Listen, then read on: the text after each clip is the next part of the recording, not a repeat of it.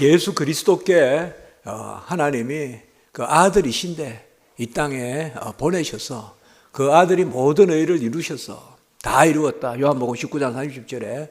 그리고 그 의를 우리 것으로 삼아 주시죠. 그래서 우리가 일한 것이 없이 의로 여기시는 사람들의 복. 그래서 로마서 4장 6절에 일한 것이 없는데 의로 여기시는 그 사람들의 복을 우리에게 베푸셔서 우리가 그리스도의 의로 구원을 받습니다. 그러므로 주님이 없이는 우리가 구원받을 수 없고, 상천하지에 예수 그리스도의 이름 외에 구원받을 다른 이름이 없다. 이렇게 초대교회에 그런 사도들이 베드로, 요한 그렇게 전하고 다녔습니다. 그리고 예수의 이름으로 난 믿음이 그를 완전히 낫게 하였느니라. 사도행전 3장 16절에 남에서 안전병이 된 자를 고쳐주셨는데, 고쳐주는데 우리 베드로와 요한이 기도하러 올라가다가, 그런데 단지 어떤 건강만 낫게 하는 게 아니라 낫게 함으로 예배를 드리게 하는, 궁극적으로 우리가 이 땅에서 어떤 병이 낫거나 또 어떤 상황이 극복이 되거나 또 어려운 일들을 회복하거나 할 때 궁극적으로 우리가 구원의 어떤 진보가 있어야 되지 않겠습니까? 어떤 영적인 유익이 있어야 모든 것이 하나님 앞에 복된데, 그러한 모든 것이 예수 그리스도께로부터 나온다. 그래서 특별히 사도 바울은 가장 예수를 핍박했던 사람인데 가장 예수에 미친 사람이다. 우리나라에도 나는 예수 중독자라고 하신 분이 있어요. 손양원 목사님, 예수 중독자다. 그리고 최건능 목사님은 그냥 무슨 툭 대기만 해도 예수 했다는 거예요. 그러니까 그게 그저 에피소드가 아니라 그야말로 예수가 나의 구주고 예수가 나의 자랑이고, 그래서 주 예수보다 더 귀한 것이 없네 찬송하고, 또 예수의 이름 외에는 아무 자랑할 것이 없다. 그러니까 예수 그리스도와 그가 십자가에 못 박히신 것 외에는 아무것도 알지 않기로 했다. 그 석학이 그 시대에 가장 뛰어난 율법사, 그래서 스데반을 죽일 때 그런 율법의 기준이 되는 그러한 자리에 있었던 그런 사울이 이제, 사울이란 말이 근위자거든요. 그가 이제 바울이 된 거죠. 바울은 라틴어로 파울루스라고 하는데 작다는 뜻이에요. 그래서 사도 바울이 예수님을 만나서 그 근위자가, 세상에서는 근위가 있고 가마리엘 문하고 베냐민 집하고 또 히브리인 중에 히브리인이고 아주 최고의 그라 또 로마 시민급까지 있습니다. 부족한 거 하나 없는 그 사울인데, 그 명석한 사울이 주님을 만나고는 모든 지식을 다 분토같이 여긴다. 오직 예수 그리스도를 아는 지식, 그리고 그 말씀만 입에 담고 가장 그 핍박하던 그 사도 바울이 예수께 그야말로 중독된, 그래서 저 지식이 미치게 했다. 이렇게 신문을 받을 때 조롱을 받을 정도로 너무 많이 알아서 저 미쳤다. 그런데 참 극과 극이죠. 예수를 핍박하는 그 극단적인 지식에 살다가 예수를 따르는 또 극단적인 지식으로 가는, 그런 거 보면 지식에조차 새롭게 하시는 그런 하나님의 은혜, 그것을 우리가 느낄 수가 있습니다. 아들에게 구속주의 직무가 맡겨졌다. 아버지가 아들을 주시기까지 우리를 위하여 사랑하셨다. 하나님이 세상을 이처럼 사랑하사 독생자를 주셨다. 그래서 요한복음 3장 16절, 또 로마서 8장 32절, 아들을 아끼지 아니하고 내어주시니까 그와 함께 모든 것을 더하여 주시지 않겠느냐. 우리는 이미 생명을 얻었기 때문에 그가 다 이루신 그것을 우리 거 삼아 주셨으므로 우리에게 부족함이 없고, 그래서 살아있는 것이나 살아가는 것이나 다 하나님의 은혜다. 이제 성탄을 앞두고 있습니다. 또 오늘도 제가 잠깐 부모사님께 이렇게 제가 대화를 하면서 이제 곧 또 직분도 받으시는 그런 임직도 이렇게 앞두고 있다, 그런 이야기를 언뜻 들었습니다. 참 귀한 계절입니다. 우리가 나사렛 예수 우리 구주 나셨네. 구주가 뭡니까? 바로 세상을 구원하신 예수라는 이름, 그리고 내 안에 사시는 임마누엘이라는 이름.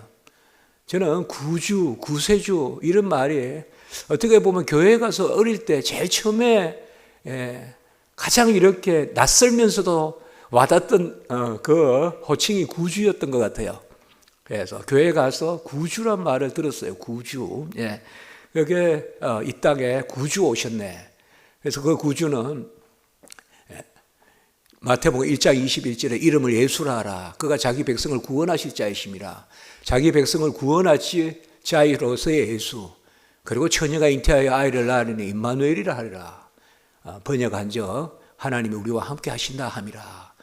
그러니까 예수라는 이름은 모든 구원을 이루셨고 임마누엘이라는 이름은 그 모든 의를 이루심, 십자가에서 다 이뤘다고 선포하시고 죽기까지 복종하시고 자기 자신을 우리에게 희생제물과 향기제물, 화목제물로 주신 그 예수께서 이제 우리 안에 오신 것이죠.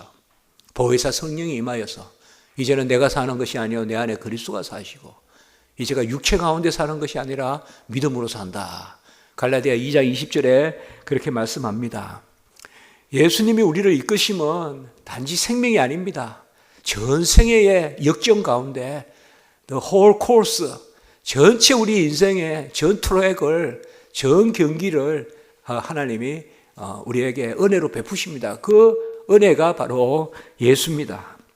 그래서 칼빈은 예수님이 우리를 줄곧 이끄시지 아니하면 마지막 목표에 이르도록 계속 이르게 하지 아니하시면 우리의 구원은 사지가 잘린 그런 불구한 믿음이 된다. 이런 표현을 썼습니다. 이런 표현을 칼빈이 좀 자주 씁니다. 이게 뭔가 하면 온전한 믿음은 생명만 얻었다고 믿음이 아니라 생활도 은혜롭게 해야 된다. 그러니까 살아남도 은혜고 살아감도 은혜다. 그리고 우리가 생명을 얻었으면 하나님의 자녀가 됐으면 그 자녀에 걸맞게 살아야 된다. 그 은혜가 예수 그리스도의 은혜가 생명에서 그치면 그것은 반쪽짜리 신앙이다.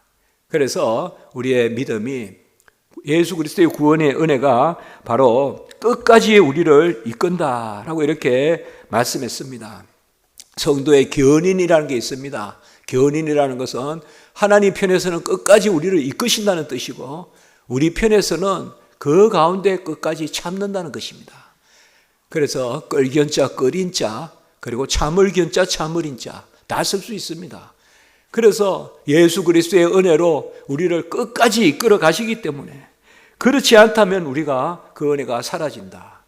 그래서 은혜 위에 은혜다라고 이렇게 말했습니다.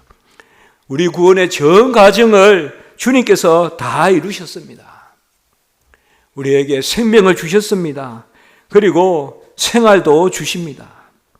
칭의도 성화도 모두 주님의 의, 공로, 값, 은혜. 제가 지난주에 말씀드렸죠. 이게 다 동의어다. 예수의 공로, 예수의 의, 예수의 값, 예수의 순종, 그것만이 나의 구원의 의가 된다. 그 의는 생명의 의요, 생활의 의다. 생명을 얻은 자로 마땅히 하나님 안에서 거룩한 삶을 사는 것이 마땅하다라고 이렇게 말하는 것입니다. 그래서 오직 은혜고 하나하나 오직 은혜고 전부 다가 은혜고 그래서 오직 은혜, 전적 은혜, 은혜 위에 은혜라고 우리가 이렇게 고백합니다. 다른 이로는 구원을 받을 수 없나니 천하 사람 중에 구원을 받을 만한 다른 이름을 우리에게 주신 적이 없다. 이렇게 사도들이 외쳤습니다.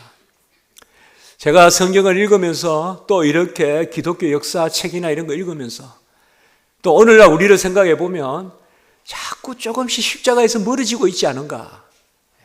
그래서 초대교회 성도님들은 입만 열면 우리가 그를 죽였다. 우리가 죽인 그를 하나님이 살리셨다. 우리가 이 일의 증인이다. 사도행전 3장 15절의 말씀. 입만 열면 예수를 전하거든요. 그런데 이제 자꾸 시간이 갈수록 조금 뭐 예수는 당연하지 하면서 자꾸 딴 생각 많이 할 수 있는데 우리가 다시금 21세기에 이 시점에 우리 개신교가 종교개혁이 뭡니까? 오직 믿음은 오직 그리스도를 믿음이거든요. 그걸 우리가 다시 회복할 필요가 있다라고 이렇게 생각을 합니다. 예수밖에 없다. 예수만이 유일하게 우리의 구원주가 되신다는 것입니다. 구원이라는 것은 이스라엘 백성에게 단순히 영적인 그런 구원만을 의미하는 것이 아닙니다. 모든 일상의 구원을 의미합니다. 이스라엘 백성에게 구원이라는 것은 적의 침공으로부터 막아주는 것도 구원이고, 물에서 건져주시는 것도 구원이고, 그리고 영생의 삶을 사는 것도 구원입니다. 어떤 영적인 복락도 있지만 모든 일상을 하나님께 다 맡기는 것, 그것이 바로 구원입니다. 주님만이 유일한 우리의 구주십니다. 중세의 신학자, 우리하고 신학이 조금 다를 수 있지만 그러나 아주 귀한 책을 쓴 분이 있어요. 아가서 설교집을 썼는데, 아가서 설교집에서 가장 또 예수를 많이 아주 시적으로 노래한 그러한 버나드의 끄레로보라는 그런 분이 있어요. 끄레로보의 버나드라고 하죠. 끄레로보의 버나드가 있어요. 거기 한번 읽어볼까요? 우리가 줄친되어 있습니다. 예수의 이름은, 같이 읽어봅니다. 시작. 예수의 이름은 빛일 뿐만 아니라 또한 양식이다. 그것은 또한 기름이다. 그것이 없다면 영혼의 모든 양식은 고갈될 것이다. 그것은 소금이다. 그것의 조미가 없다면 우리에게 치러진 모든 것은 맛이 없을 것이다. 마지막으로 그것은 입속의 꿀, 귀 속의 가락, 가슴 속의 한호이자 의약이다. 이 이름이 울리지 않는다면 논이 되는 어떤 것도 몸이 건조할 뿐이다. 이 버나드는 그렇게 이야기했어요. 예수라는 이름이 없으면 말에 맛이 없다, 이렇게 이야기했어요. 예수라는 그 이름이 안 들어가면 아무 말이 없다, 맛이 없다, 이렇게 이야기했습니다. 우리가 좀 부유한 삶을 삽니다. 더 나은 삶을 삽니다. 그러나 좀 더 윤택하고 즐겁고 또 달콤함이라는 것은 내가 무엇을 하는 것이 아니라 은혜의 삶을 살아야 되거든요. 구하여 얻는 삶, 하나님께 영광이 되는 삶, 그것이 바로 예수 그리스도시죠. 그래서 예수 그리스도가 빛이고, 예수 그리스도가 입에 마시고, 그리고 예수 그리스도가 귀에 가락이고, 그렇게 버나드가 그렇게 이야기했습니다. 예수 외에는 더 귀한 것이 없네. 그 예수가 나의 유일한 구세주고, 날 위하여 죽으시고, 나 때문에 죽으시고, 내 대신에 죽으시고, 날 위하여 죽으시고, 그래서 우리가 그를 죽였다. 그 생각이죠. 내 죄 때문에 죽었으니까 내가 그를 죽였다. 우리가 예수 그리스도를 찾는 것은 그 안에서 우리가 자유함을 누리고 의롭게 되고, 주님을 만나면 그의 의를 내 것 삼아 주시기 때문에 의롭게 됩니다. 우리가 모든 인류는 아담의 죄 타락 이후로 누구 하나 죄 가운데 자유로운 사람이 없습니다. 그래서 죄에 매여 살고, 로마서 6장에 죄의 종이 되고, 그리고 또 히브리서 2장에 보면 죽음이 두려워 죽음의 종로로 타는, 그래서 죄의 종로로 타고 죽음의 종로로 탑니다. 죄 때문에 잠을 못 자고, 가만히 생각해 보면 죄 때문에 초조하고, 뭔가 선을 행하고 남에게 베풀 것 때문에 잠 못 자는 날은 없는데 어떻게 내가 이렇게 억울할까? 뭐 이런 것 때문에 잠 못 자는 날이 많죠. 그런데 로마서 6장에 보면 이제는 우리가 죄의 종이 아니라 의의 종이라.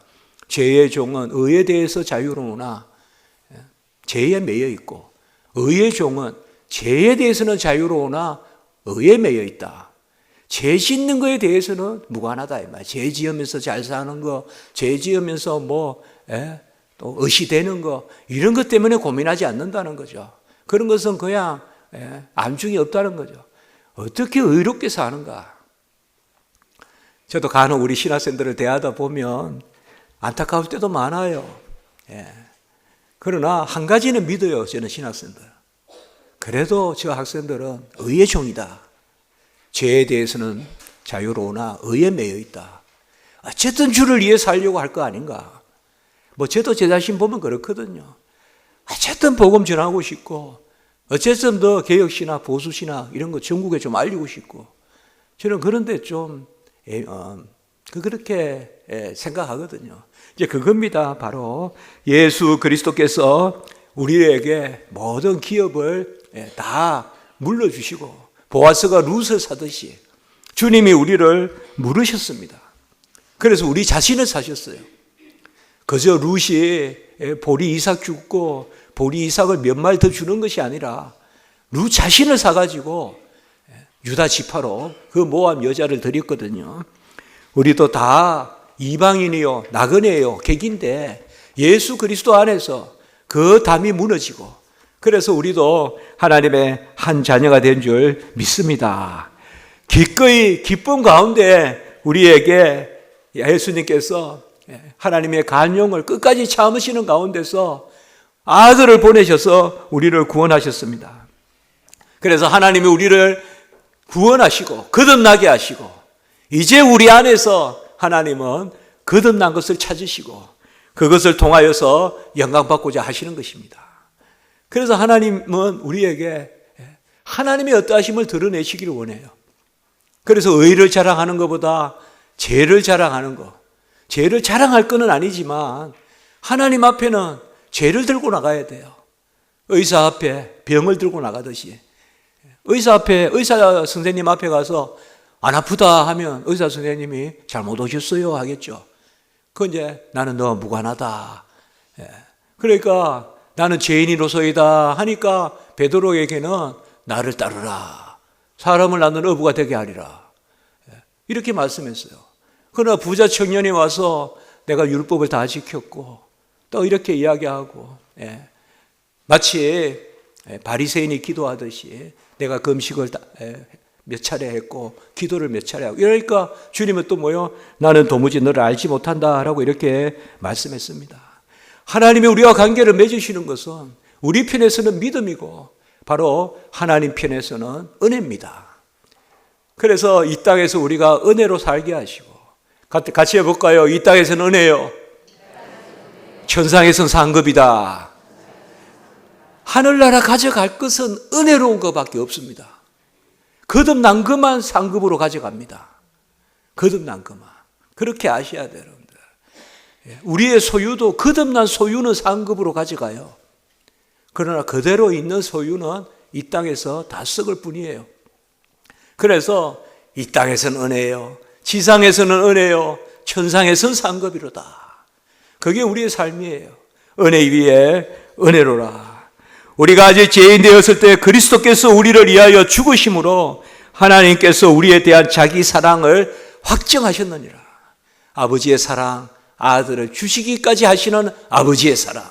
아까 로마서 8장 32절에 말씀했죠. 누가 아들을 주겠어요? 아버지가 주시죠. 그리고 그 아들의 값으로 우리를 구원하시죠. 하나님의 사랑은 불가게 하고 불변하다. 그 부분도 같이 한번 읽어볼까요? 크게 읽어보면 좋겠습니다. 여러분들 제가 여기서 보면요 아주 다정다감하게 보이십니다. 그러니까 크게 좀 읽읍시다. 하나님의 사랑은 시작. 하나님의 사랑은 불가해하고 불변하다. 그가 우리를 사랑하기 시작하신 것은 우리가 그의 아들의 피를 통하여 그와 화목하게 된 때부터가 아니었다. 그는 세상이 조성되기 전에 우리를 사랑하셨다. 그리하여 우리가 도무지 무엇이 되기도 전에 우리 역시 그의 독생자와 함께 자녀들이 되게 하셨다. 믿음이 먼저 있었던 것도 아니고 선택이 먼저 있었다는 거예요. 그래서 칼빈은 책에서 자주 이야기해요. 선택이 믿음보다 앞선다. 바로 그겁니다. 예수 그리스도 안에서 창세전에 택하심이 있었다. 그래서 우리가 도무지 무엇이 되기도 전에, 이 말은 모태에서 조성되기도 전에 이미 창세전에 에베소 1장 4절 우리를 구원하시려고 그리스도 안에서 우리를 택하사 하나님의 기뻐하신 뜻에 따라, 하나님의 기뻐하심, 하나님의 원하심, 하나님의 뜻하심, 이런 게 하나님의 무조건성이거든요. 왜 나를 택했습니까? 내 원이야, 내 마음이야, 내 기쁨이야. 그게 무조건인 거예요. 그냥 기뻐하셔서 우리를 선택한 거예요. 그가 너로 인하여 기쁨을 이기지 못하시고 너를 잠잠히 사랑하시고 즐거이 부르며 기뻐하리라. 그가 너로 인하여 기쁨을 이기지 못하시고, 우리가 하나님의 기쁨거리인 줄 믿습니다. 하나님이 우리를 기뻐하십니다. 그게 우리의 최고의 자존감입니다. 나는 하나님이 기뻐하는 나다. 그가 너로 인하여 기쁨을 이기지 못하시고 땅에서는 기뻐하심을 입은 자. 같이 할까요? 내가 기뻐하심을 입은 자다. 믿음이 없이는 하나님을 기뻐하시게 하지 못하나니 하나님께 나아가는 자는 그가 계신 것과 그가 자기를 찾는 자에게 상 주시는 힘을 믿어야 할지니라. 히브리서 11장 6절. 기쁨, 기쁨, 에녹, 기쁨, 에녹, 기쁨. 믿음이 없이는 하나님이 기쁘시게 하지 못하는데 우리에게 에베소 2장 8절 믿음을 선물로 주신 줄 믿습니다. 우리가 전에 봤어요. 믿음을 선물로 주셨다. 혈통으로나 육정으로나 사람의 뜻으로 난 것이 아니라 오직 하나님께로 난 자들이니라. 창세전에 우리를 긍휼의 그릇으로 삼으셨어요. 우리는 긍휼의 그릇이에요. 긍휼의 그릇은 뭘까요? 불쌍해서 채워주는 그릇이에요. 불쌍해서 채워주는 그릇. 하나님이 불쌍히 여기시면 다 되겠죠. 그래서 베드로전서 1장 3절에 긍휼히 여기심이 우리의 산 소망이다. 같이 해볼까요? 하나님이 우리를 불쌍히 보심이 우리 가정의 소망이요, 우리 직장의 소망이요, 우리 자녀들의 소망이다. 불쌍히 여겨주셔야 돼요, 하나님이. 그래서 제가 전도사님들한테 그래, 우리 학생들한테요. 산에 가서 바위 같은 데 보거든. 뾰족한 데 이런 데서 기도해라. 그러면 하나님이 불쌍히 여기신다. 그 뾰족한 바위 그런 데서 기도하면 하나님이 얼마나 불쌍히 여기겠냐. 이렇게 사무실에서 책상 위에 다리에 올려놓고 선풍기 켜놓고 이렇게 기도하지 말고 저 도봉산이나 이런 데 가서 도봉산 앞산으로도 가지 말고 뒷산 어디 가가지고 어느 바위 같은 데 가가지고 뾰족한 데 있거든. 꼭 앉아가지고 기도하면 한 5분만 기도해도 하나님이 불쌍히 안 여기겠냐. 뭐 1시간 하기 힘들면 여호와가 긍휼히 여기셔야죠. 긍휼의 그릇. 긍휼의. 우린 진노의 그릇이 아니라 택함받지 못한 사람들은 아는 사람들은 진노의 그릇인데 우리는 긍휼의 그릇으로 삼으셔서 예수 그리스도가 이 땅에 오셔서 죽기까지 복종하셨어요. 날 위하여, 날 높이시려고, 날 채우시려고. 부유하신 분이 가난하게 되신 것은 우리를 부유하게 하려 하심이라. 고린도후서 8장 9절. 그 만유의 만유, 절대 충만, 완전 유, 절대 유. 그분이 우리에게 가장 지극히 낮은 말구유로 내려오셨어요. 왜요? 우리를 높이시려고, 우리를 채우시려고, 우리를 온전케 하시려고 그분이 오셨어요. 그래서 이것을 우리가 주님의 낮아지심이라 그래요. 그리고 주님이 낮아지셨다는 것은 바로 이 땅에 오셔서 모든 의를 이루신 거예요. 우리가 할 수 없는 순종을 주님이 하셨어요. 우리는 순종할 수 없어요. 우리는 이미 타락해서 더러워져서 하나님이 받을 만한 순종을 할 수가 없어요. 중심이 합한 바 될 수가 없어요. 이미 진노의 자녀가 되어버렸어요. 그런데 우리가 하나님께 나아갈 수 없는, 스스로 자기 구원할 수 없는 우리를 위하여 예수님께서 오셨어요. 지극히 높은 보좌를 버리시고 낮디 낮은 이 땅에, 그 중에도 가장 낮디 낮은 짐승의 말구유에 그렇게 주님이 오셨습니다.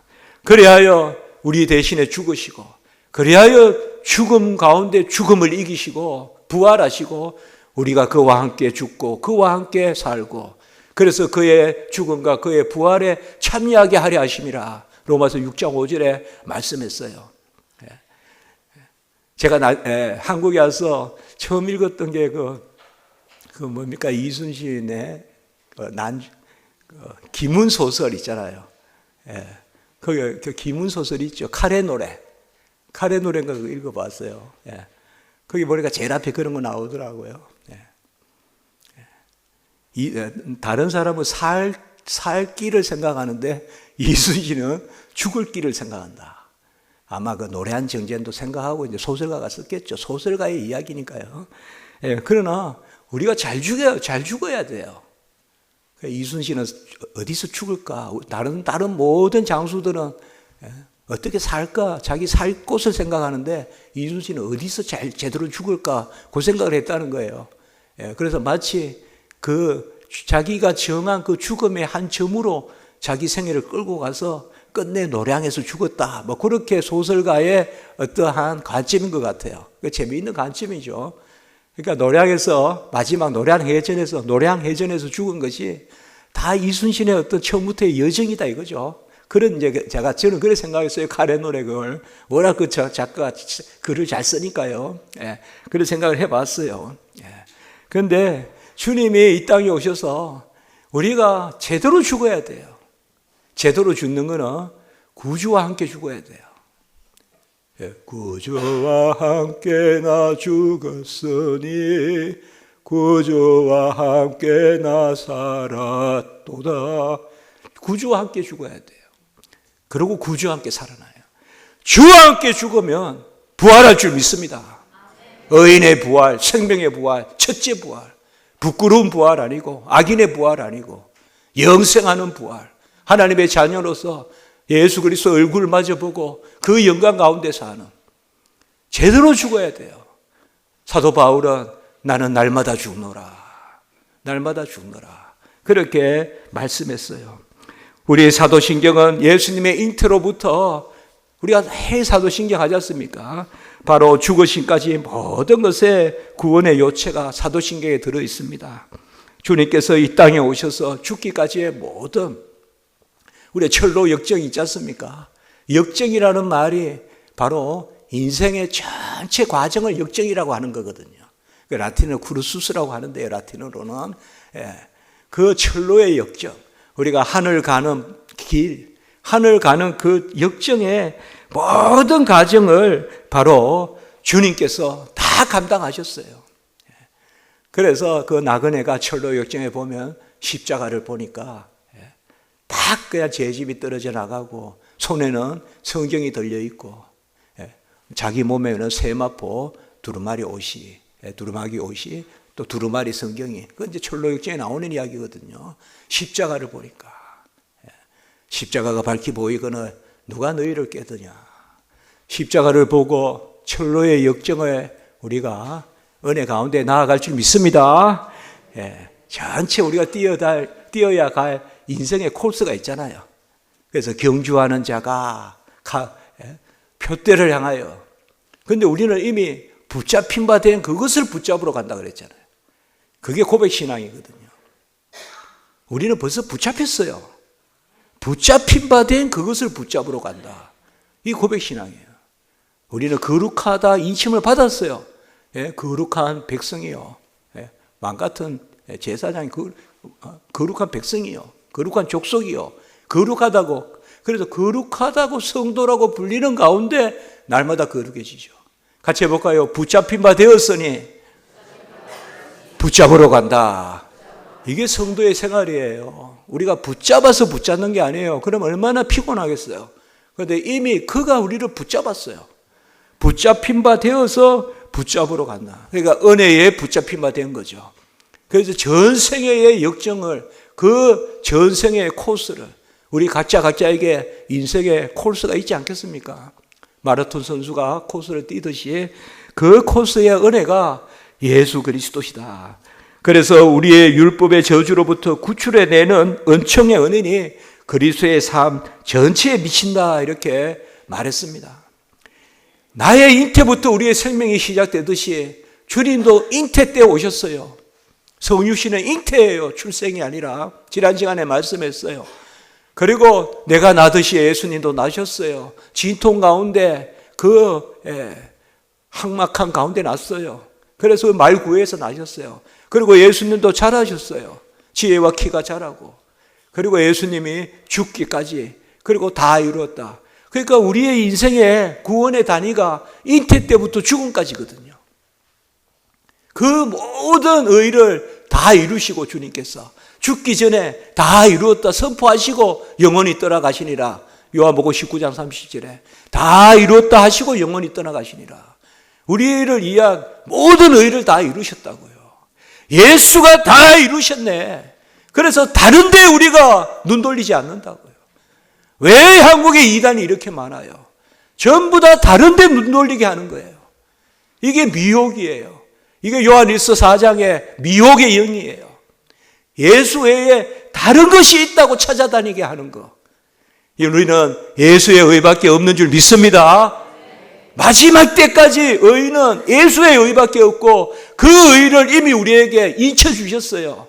이미 붙잡힌 바 됐어요. 지금 구원받은 이 의로 우리가 영생 복락 누리고 새하늘과 새 땅에까지 그 의로 나아갈 줄 믿습니다. 새로운 의는 없어요. 십자가가 밝히 보이거늘 누가 너희를 깨드냐. 다른 복음은 없나니 십자가가 밝히 보이거늘 누가 너희를 깨드냐. 갈라디아 3장 1절에 이야기했어요. 저는 안타까운 게 그거예요. 그리스도의 의에 어느 사람이 의를 줄 수 있겠어요, 우리가. 그런데 왜 사람을 쫓아다니냐고요. 그 이단들이란 말이에요. 무슨 신천지니 하나님의 성현이 말도 안 되는 거거든요. 여러분, 우리의 발은 축구공만 차라고 있는 거 아닙니다. 그 이단들 엉덩이를 차라고 있는 거예요. 저는 진리 아닌 거가 딱 싫거든요. 진리 가운데 복되다, 그게 선하다는 뜻이에요, 성경에. 선하다는 것은 진리 가운데 복돼야 돼. 진리가 없는데 복된 것은 그거는 바로 썩은 숟가락의 집이에요. 무너진다고요. 진리 가운데 복돼야 돼. 좀 덜 가지더라도, 더 늦게 뛰더라도 진리 가운데 서야 돼요. 아멘. 진리는 뿌리를 내리는 게 진리예요. 뿌리를 내리면 어쨌든 가을에 열매를 맺습니다. 그게 하나의 뜻이거든요. 막 찾아다닌다고 열매 맺는 게 아니에요. 우리는 예수 외에 구원의 의가 없는 줄 믿습니다. 그래서 그리스도의 전체 삶에 미친다 이렇게 이야기했어요. 예수님이 우리를 화목케 하셨어요. 화목제물로 자기 자신을 주셨어요. 요한일서 2장 2절에 나오고 4장 10절에도 나오지 않습니까? 바로 예수님께서 자기 자신을 바로 우리에게 화목제물로 주시고, 그래서 우리가 하나님 앞에 나아가게 하셨어요. 예수 믿어서 화목케 되었기 때문에 무엇이든 하나님께 구하면 하나님이 들을 줄 믿습니다. 나의 소원과 간구를 내어놓고 구하라 두드리라 찾으라. 공중의 새도 들의 백합화도 심지도 거두지도 들이지도 않고, 그리고 길쌈도 수고도 안 해도 먹이시고 입히시거늘. 같이 할까요? 하물며 너희일까 보냐. 육신의 부모라도 좋은 것으로 줄 줄 알고 성령에 속한 것으로 줄 줄 알거든. 같이 합시다. 하물며 하늘에 계신 너희 아버지일까 보냐.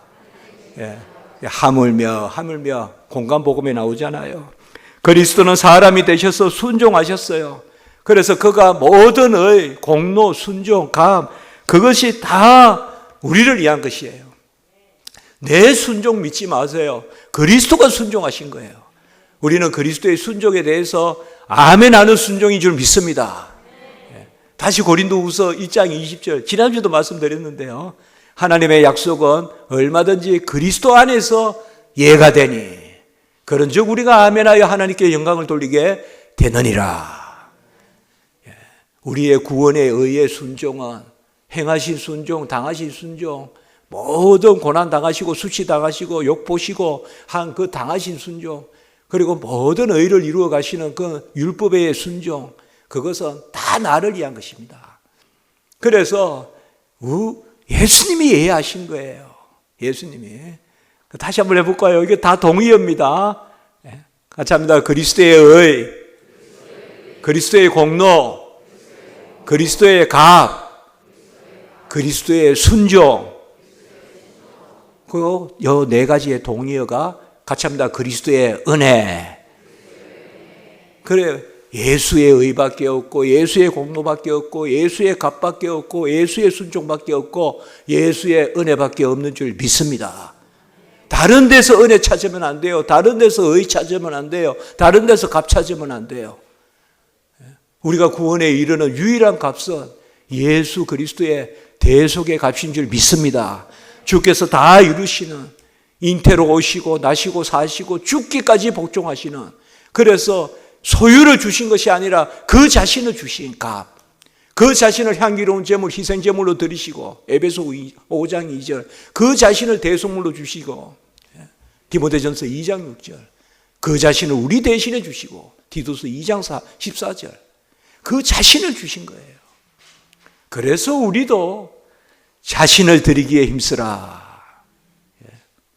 이제 직분 받으신 우리 분들, 저도 그렇게 생각합니다. 어쨌든 그 자신을 드리게, 진리의 말씀을 옳게 분별하여 부끄러울 것이 없는 일꾼으로, 같이 해볼까요? 자신을 드리기에 힘쓰라. 디모데후서 2장 15절의 말씀입니다.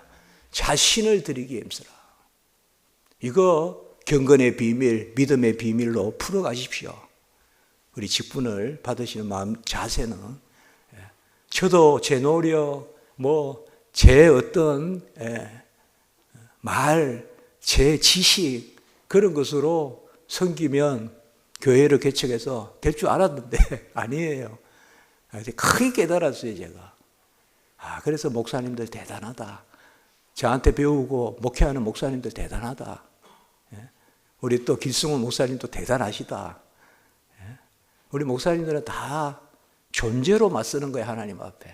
소유로 맞서는 게 아니라. 예수는 자신을 주시고 우리도 자신을 드리기에 힘쓰는. 그래서 그게 뭐라는 것을 제가 답을 할 수는 없어요. 그러나 그게 하나님의 답이에요. 네 자신을 드리기에 힘쓰라.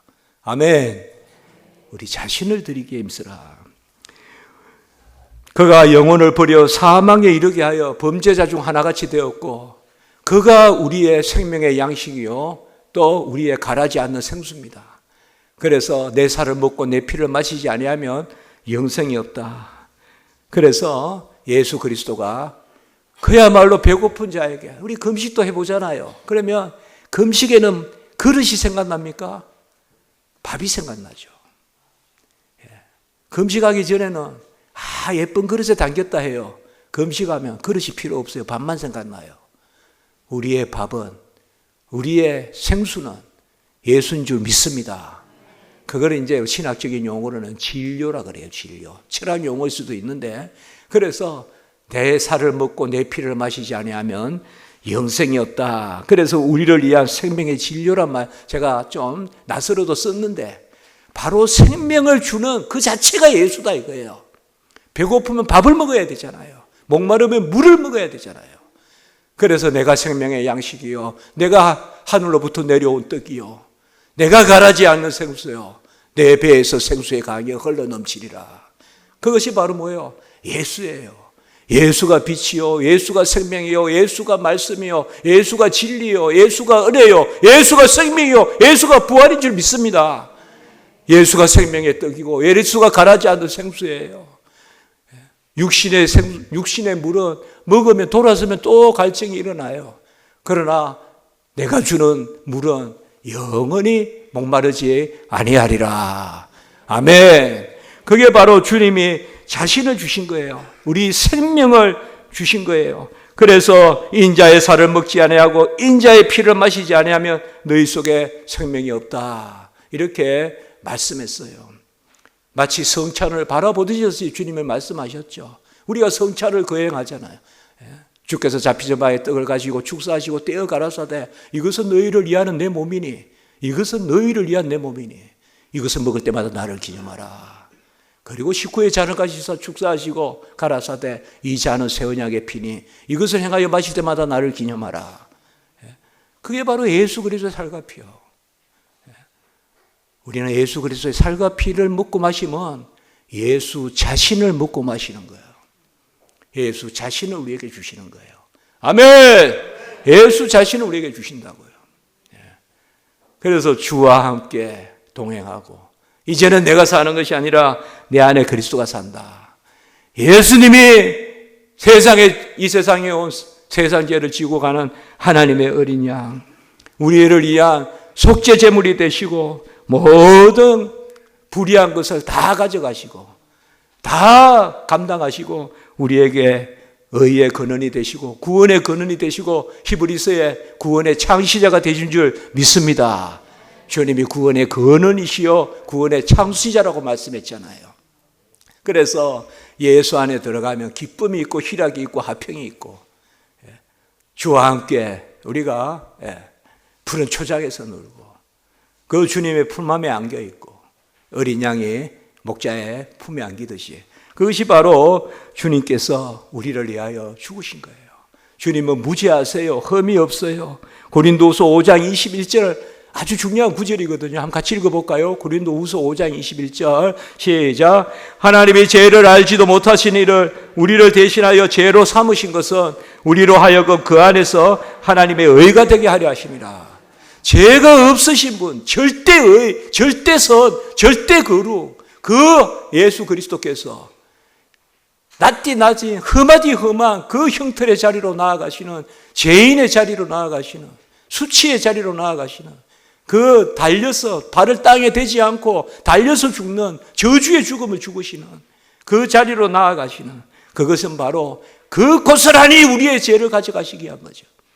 그래서 그가 자기 자신을 대신하여 죄로 삼으신 것은 삼다는 말이 이게 헬라어 언어로 보면요 없는 것을 만들었다는 뜻이에요.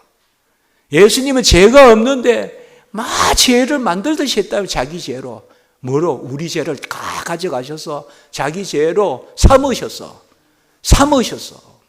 죄가 없는데 막 내 죄라고 하면서 막 만들듯이 삼으셔서 우리를 의롭게 했다라고 이렇게 말씀했습니다. 그러므로 예수님께서 모든 악으로부터 우리를 구원하시고 우리를 싸매고 순수하게 하셨다라고 이렇게 말합니다. 같이 합니다. 구속의 각, 대속의 각, 물음의 각. 혹시 제 발음이 이상하면 그냥 안 되는 발음이 있습니다. 제가 안 되는 발음이 있어요, 여러분들. 옛날에 강도사님 이 두 분이 한 분은 이승학이고 한 분은 박성일인데 옆에 성자하고 아래 성자가 발음이 안 돼요. 이게 우리 동네는요. 십보 그 있지 않습니까? 발음이 안 돼요, 우리가. 자, 물음의 갑이라면 알아들으셔야 돼요. 바로 보아스가 룻을 물은 물음의 갑이다. 예수님이 우리를 값주고 사셨어요. 예수님이 우리를 지파로 들이셨어요. 그래서 우리를 이제 우리의 이름은 마태복음 1장에 예수 옆에가 우리 이름이에요. 그가 우리를 형제라 부르기를 부끄러워하지 않아요. 거룩하게 하시는 분만 거룩하면 일본 자가 다 한 곳에서 난지라 한 근에서 난지라. 그리스도의 죽으심과 장사되심으로 옛사람이 그와 함께 죽고 이제 그의 의를 증가받아서 이걸 우리가 신학에서는 의의 증가라고 합니다. 같이 해볼까요? 의의 증가. 세상에서는 증가이라면 나쁘게 들리잖아요. 막 남한테 막 떠맡기는 거 이런 거잖아요. 나쁘게. 그런데 신학에서는 좋은 뜻이에요. 예수님이 다 이루신 것을 내 것 삼아 주시는 이게 의의 증가라고 해요. 그러니까 주님께서 다 이룬 것을 다 내 것 삼아 주시는 분이에요. 다 내 것 삼아. 그래서 참 하나님이자 참 사람이신 예수 그리스도께서 이 땅에 오셔서 사람으로서는 죽으시고 하나님으로서는 죽음을 이기시고 그래서 생명이 되시고 그래서 그 죽음 가운데 생명의 의를 이루셔서 그 생명의 의를 우리 것 삼아 주셨습니다. 이런 예수님이 이 땅에 오셔서 세 가지 직분을 감당하셨어요. 그걸 우리가 그리스도의 삼중직이라고 합니다. 그래서 세 가지 직분이 있는데요. 첫 번째는 보면 선지자 직분, 그리고 두 번째는 왕 직분, 그리고 세 번째는 제사장 직분입니다. 그래서 간략하게 한번 살펴보겠습니다. 아마 삼중직이라면 또 다 들어보셨겠죠. 본래 구약 시대 때 왕, 제사장, 선지자는 기름을 붓습니다. 특별히 근위 있는 직분이니까 기름을 붓습니다. 그래서 기름을 부어서 왕을 삼고 다윗같이 또 제사장을 삼고 기름을 부어서 제사장을 삼습니다. 또 아론의 후손 제사장 삼습니다. 그리고 선지자도 또 기름을 붓습니다. 그래서 우리가 기름을 붓는다라는 말이 그리스도라는 말이 기름 부음 받은 자라는 뜻이거든요. 그게 이제 조금 히브리스 구약 언어적으로 하면 메시아예요. 그래서 예수님이 기름 부음 받은 자다. 그래서 베드로가 고백했듯이 주는 그리스도시요 살아계신 하나님의 아들이시다. 그 그리스도가 뭔가 하면 기름 부음 받은 자. 기름 부음 받은 자는 선지자, 제사장, 왕. 근데 이 세 직분을 다 감당하는 분이 없어요. 한 직분만 감당해요. 이제 멜기세덱은 왕 제사장이지만, 그건 아주 분화되기 전이라 멜기세덱 반차잖아요, 우리 주님이. 왕이자 제사장이에요. 살렘 왕 멜기세덱이 아브라함에게 축복하고, 그리고 살렘 왕이에요. 살렘이 평강이란 뜻인데 그 살렘의 왕이에요, 옛날에. 그런데 멜기세덱은 또 아담에게 축복하고 11조를 받고 했던 제사장이라고요. 그래서 멜기세덱의 반차다. 우리 주님은 아론의 반차가 아니라, 아론의 반차 혹은 아론의 계통이 아니라, 아론은 제사장만 되고 우리 예수님은 제사장이시고 왕이시니까. 그래서 멜기세덱의 반차다. 그런데 멜기세덱은 선지자라고 불리지는 않거든요. 근데 우리 주님은 또 선지자도 되시거든.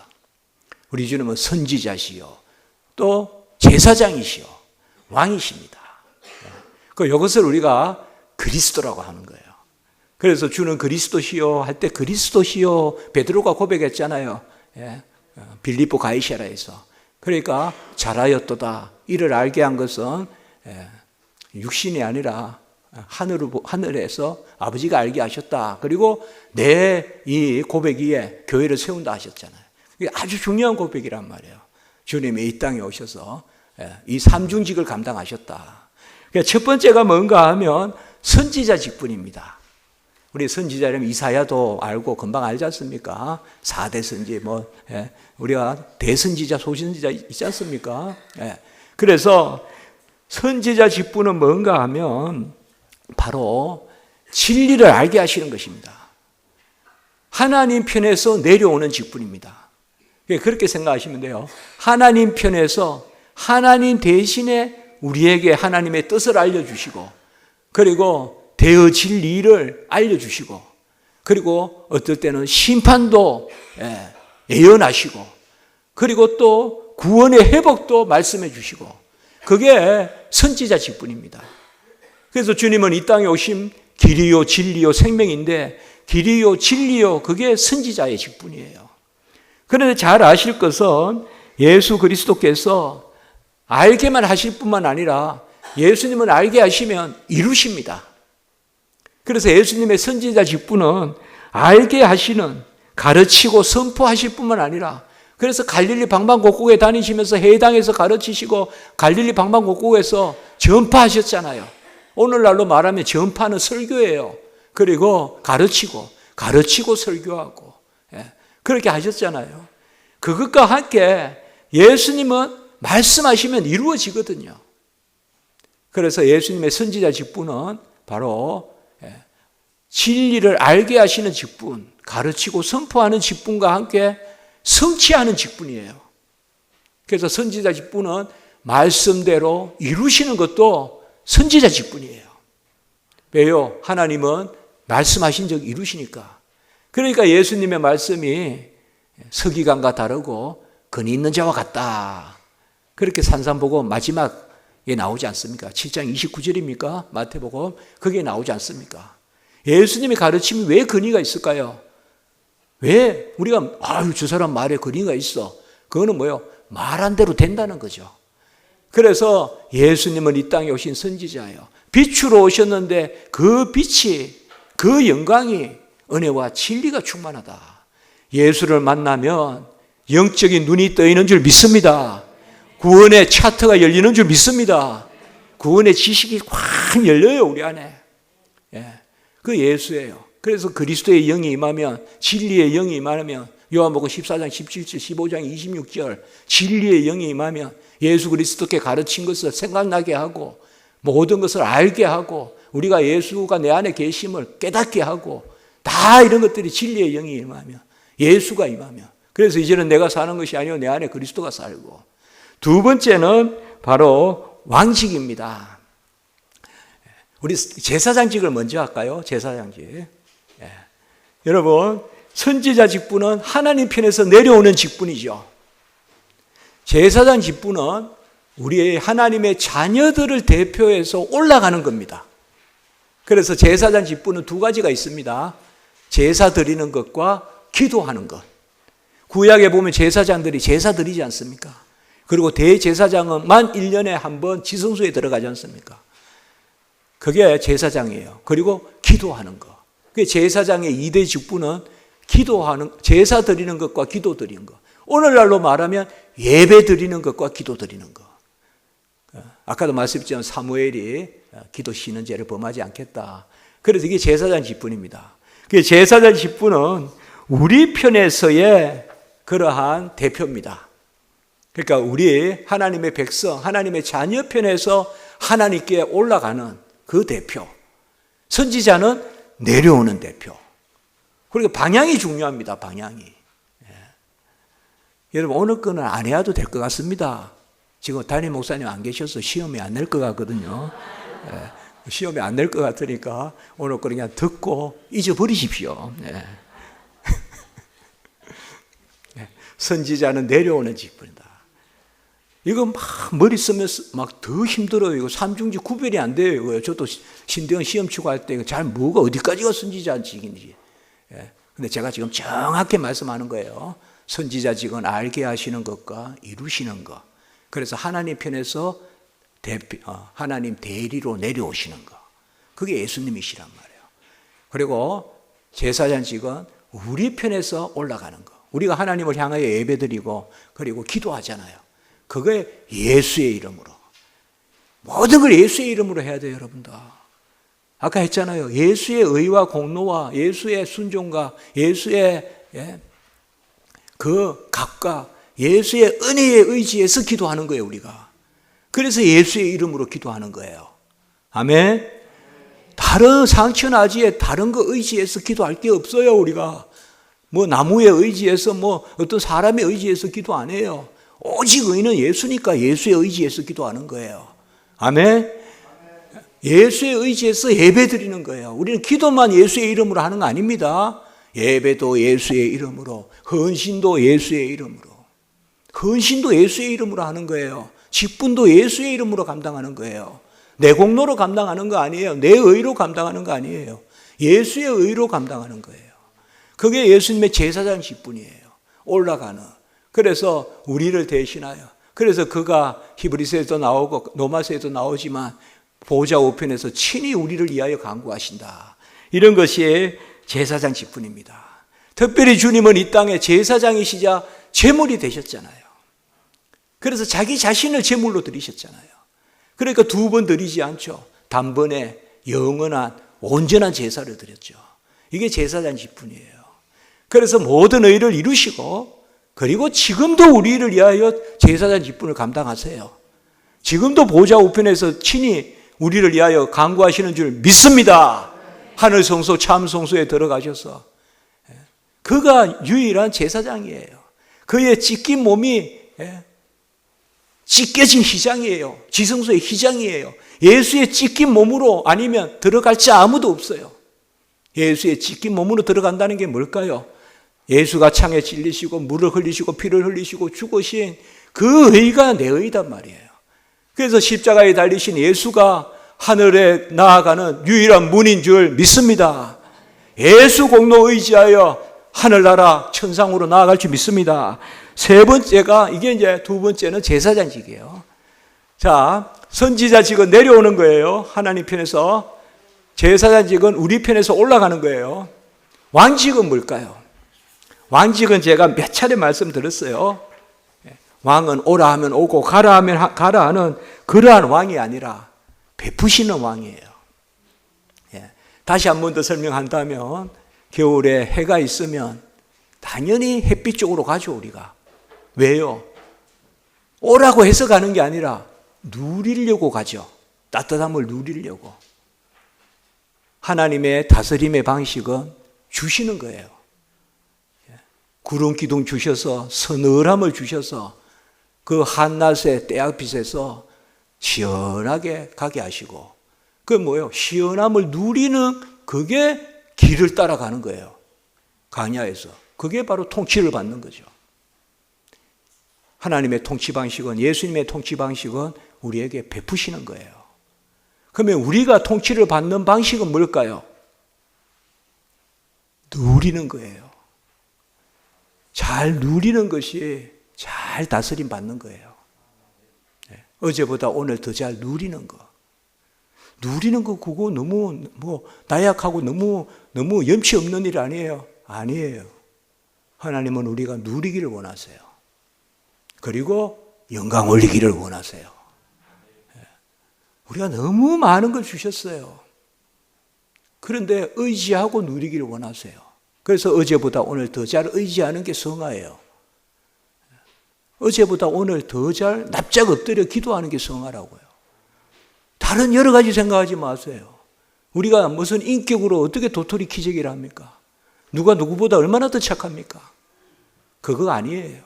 하나님 앞에 성화는 어제보다 오늘 더 잘 의지하는 거예요.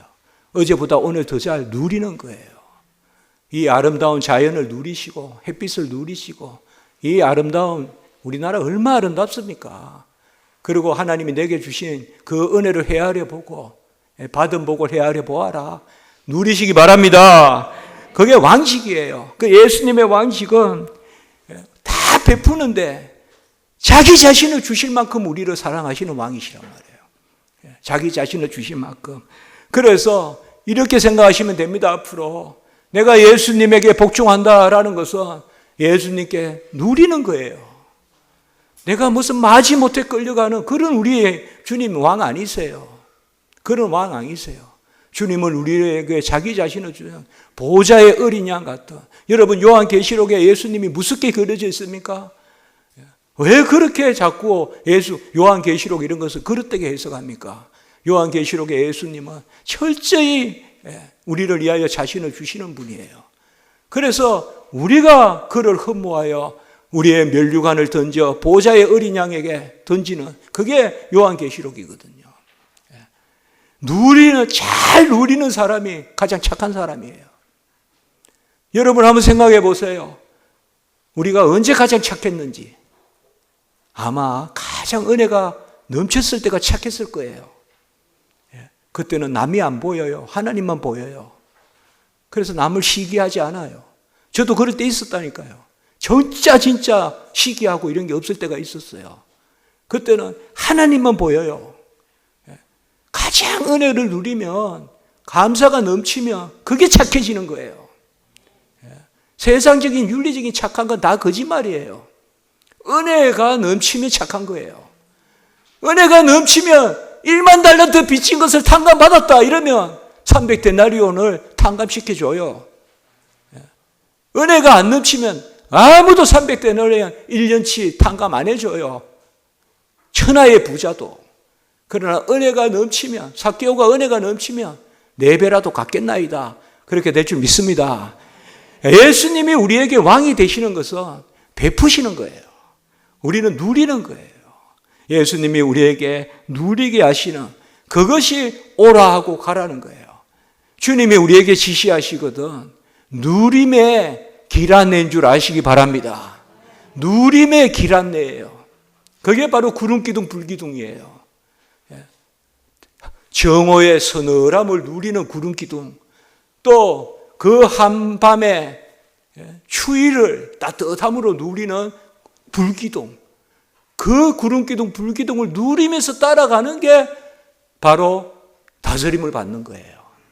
그래서 이제 3가지 직분 그렇게 생각하시면 되겠어요. 그 가운데 예수님이 우리에게 왕이 되세요.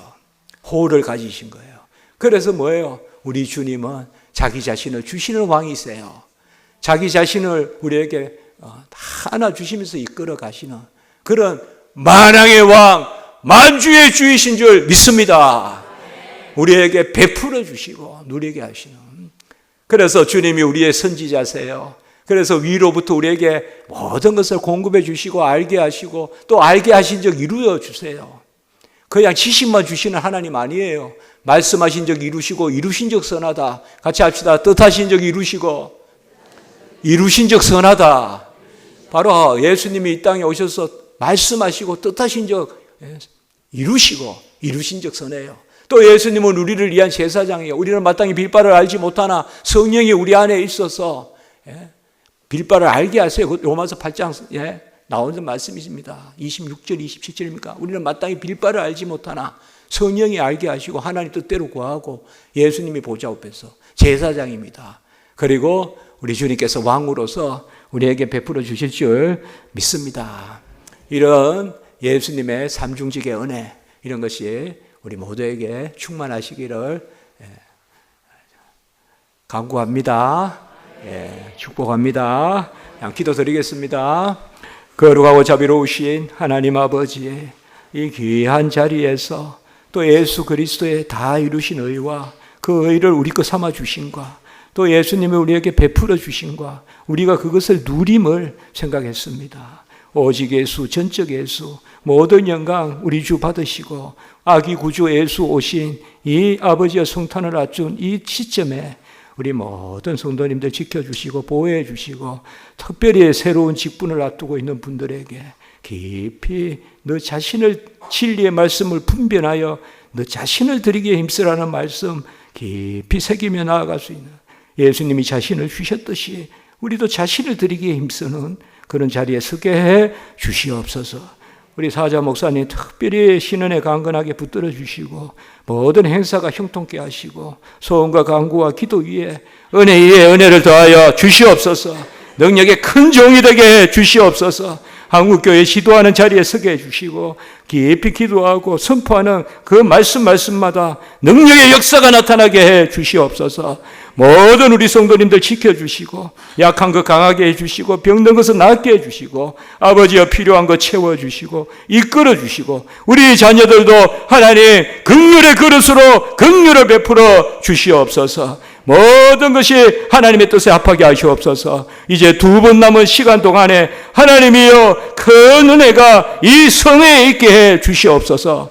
주 예수 그리스도의 이름으로 감사하며 기도드리옵나이다.